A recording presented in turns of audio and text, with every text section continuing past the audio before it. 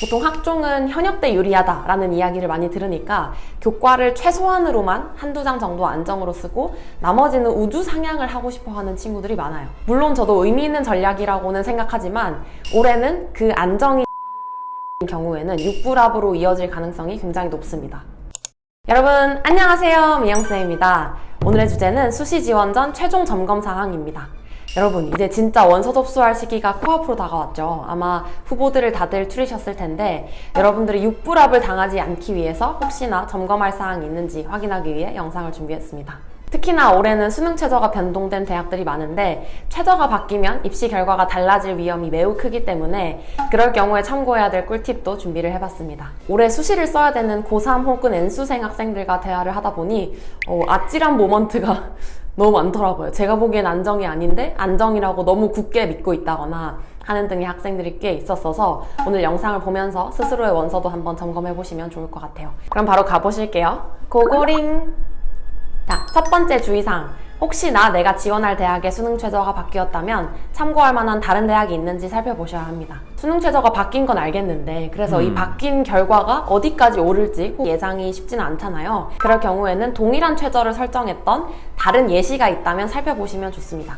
예를 들어서 서강대학교 교과를 한번 살펴볼게요. 서강대학교는 올해 수능 최저가 완화됐죠. 작년까지는 3합 6이었고 올해는 세개 영역 3등급 이내입니다. 자, 이렇게 수능 최저가 쉬워진 건 당연히 알겠고 너도 나도 아는 사실인데 이게 어디까지 오를까가 좀 궁금하시죠? 그럴 경우 똑같이 세개 3등급 이내를 실시했던 비슷한 대학이 있으면 참고하면 좋은데 마침 서강대학교가 22학년도에 동일한 최저를 적용했었습니다. 그러니까 여러분들이 원서를 쓰는 지금과 최저가 다른 바로 작년 입시 결과는 사실 크게 의미는 없고 차라리 재작년인 22학년도와 커트라인이 더 흡사할 거라고 예측하고 참고하시는 게 좋습니다. 자, 그럼 먼저 서강대학교의 바로 작년 입시 결과부터 보겠습니다.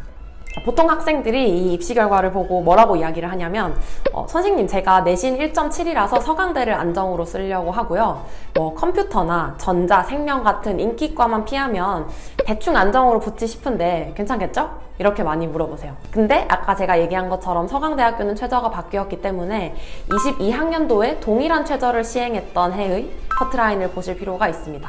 그래서 22학년도의 커트라인도 같이 확인을 해보면 확실히 23학년도보다 내신 커트라인이 높은 걸 확인할 수가 있죠. 대체로 1.7에서 8이 합격했던 과가 꽤 있었던 23학년도와 달리 22학년도에는 1.5 앞뒤에서 70% 컷이 나온 학과가 대부분인 걸 확인할 수가 있습니다.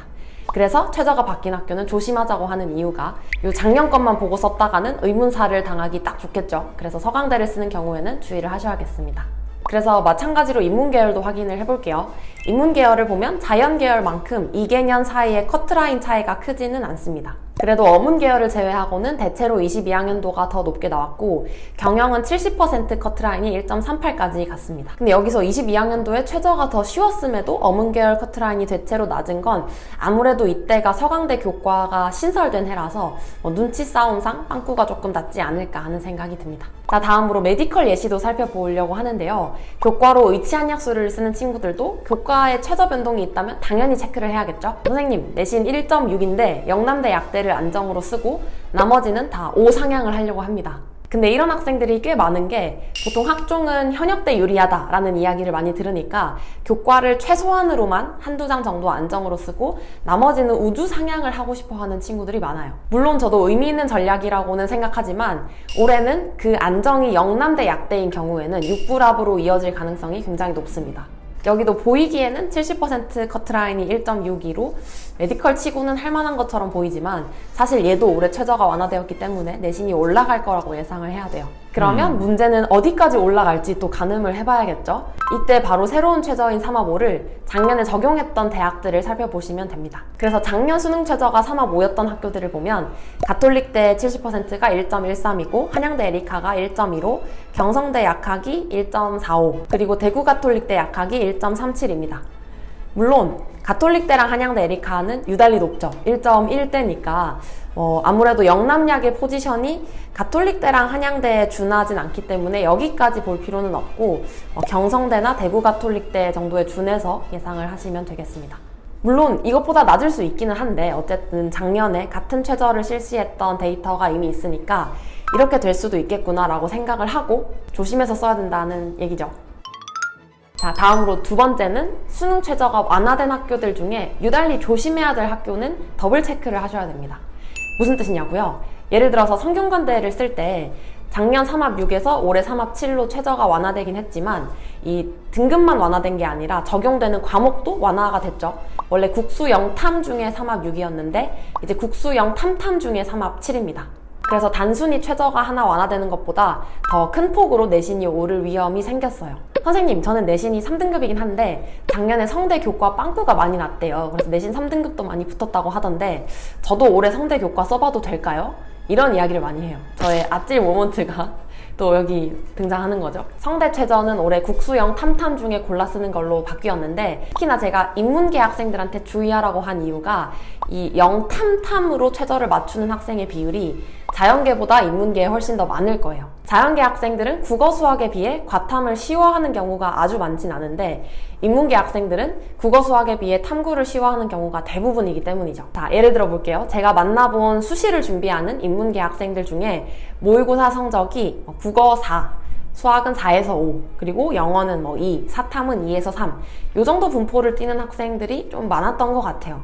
등급은 다소간 차이가 있을 수는 있겠지만 포인트는 영어 탐구를 열심히 하고 국어 수학을 이제 조금 등한시하는 경우가 많았다는 거죠. 근데 그렇게 되면 3합 7인 학교들 중에 성균관대만 충족하고 나머지 학교들은 충족하지 못하는 케이스들이 발생합니다. 자, 지금 가정한 성적을 수능에서 받았다고 치면 같은 3합 7인 고려대학교 최저는 충족이 안 돼요.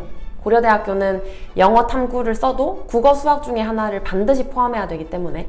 근데 똑같은 성적으로 성균관대 최저는 충족이 됩니다. 영어 2에 사탐 2에 사탐 3이니까 딱 3합 7이 되죠. 그리고 비슷한 급 간의 서강대랑 비교를 해봐도 서강대학교는 세계 3등급 이내라서 보이기에는 최저가 굉장히 쉬워 보이지만 이 서강대 충족을 위해서도 국어 수학 중 한 과목은 무조건 3등급 이내를 받아야 합니다. 그래서 마찬가지로 예시로 들었던 이 성적은 성대 최저는 충족이 되지만 서강대 최저는 충족이 안 돼요. 그러니 아무래도 아까 봤던 재작년 서강대 추천 커트라인보다 까딱하면 높을 수도 있겠다라는 건 논리적으로 생각해 볼 수가 있겠습니다. 그 다음 세 번째 주의사항은 서울대 지균을 쓰는 자연계열 학생들은 올해 특히 조심하셔야 됩니다. 얘도 지금 심상치가 않아요. 여기서 보통 학생들이 갖는 생각은 서울대 지균 커트라인을 딱 보고 내가 지균을 받게 됐는데 생각보다 내신이 현실적이다 라고 느낄 거예요. 왜냐면 1.2에 수렴하는 학과들도 일부 있지만 지금 1.5 정도 내신으로도 붙었던 학과들이 꽤 있는 걸로 보이거든요. 그래서 내 내신이 1.3이면 생명 정도 써도 될 것 같고 1.4여도 농생 됐으면 붙을 것 같고 1.5여도 문 닫고는 붙을만 하지 않을까? 라고 생각하는 경우가 꽤 있었어요. 근데 올해는 작년보다 또 커트라인이 오를 확률이 높습니다. 근데 왜일까요? 서울대 지균은 최저가 바뀐 것도 아닌데, 그쵸? 아무래도 과탐2 응시 제한이 풀렸기 때문에 이게 수험생들에게 미치는 영향이 적지 않을 것으로 예상이 됩니다. 작년까지 서울대 지균에 지원하기 위해서는 수능에서 과탐2 응시를 하는 게 필수였기 때문에 내신 1.0에서 1.3 사이에 들어오는 메디컬을 준비하는 학생들이 서울대 지균을 안 쓰는 경우가 꽤 많았어요. 그래서 내신 커트라인이 상대적으로 낮았는데 올해부턴 과탐2를 안 봐도 서울대 지균을 쓸 수 있기 때문에 내신이 좋은 메디컬 5장 쓰는 친구들이 서울대 지균을 하나씩 껴서 지원을 하더라고요. 그래서 아마 작년보다 커트라인이 올라가지 않을까 싶습니다. 그러면 또 여기서 궁금한 점, 도대체 어디까지 올라갈까요? 물론 이것도 정확한 예측은 어렵지만 제가 비슷한 최저의 다른 대학들을 참고해보자고 말씀을 드렸죠. 서울대 지균의 최저인 3합 7의 메디컬을 찾아보면 사실 3합 7 메디컬이 많지는 않으나 대표적으로 강원대 약대가 있어요. 강원대 약대는 최저 3합 7에 작년 50% 70% 컷이 1.22, 1.23이었습니다. 그러면 이 정도 지표가 우리가 참고할 수 있을 만한 자료인데 그러면 고3 현역 기준 강원대 약대랑 서울대 일반과를 둘 다 붙었을 때 어디를 선택하는 학생들이 많을까요? 그거야 영상을 보시는 여러분들이 판단하시기 나름이겠지만 아무래도 현역 학생들이 서울대 지균까지 썼다는 건 서울대를 등록할 의향이 있다는 뜻이기 때문에 서울대가 그렇게 밀릴 것 같지는 않아요. 그러면 이 정도까지는 오를 수도 있겠다라고 생각해 볼 수 있겠죠. 그래서 마찬가지로 서울대 지균도 특히 자연계열 학생들은 예년 커트라인만 보고 고지고대로 지원하시면 안 됩니다. 자, 그럼 이렇게 해서 오늘은 수시 지원 전 최종 점검해야 될 사항들을 이야기해봤는데요. 아무래도 수시 원서 한 장 한 장이 소중하잖아요. 그래서 변동 사항들은 충분히 좀 고민을 하고 예상을 해보고 지원하셨으면 좋겠는 마음에 영상을 준비해봤습니다. 그러면 잘 고민해서 원서 접수 잘 마무리하시고요. 저희는 다음 영상에서 뵐게요. 안녕!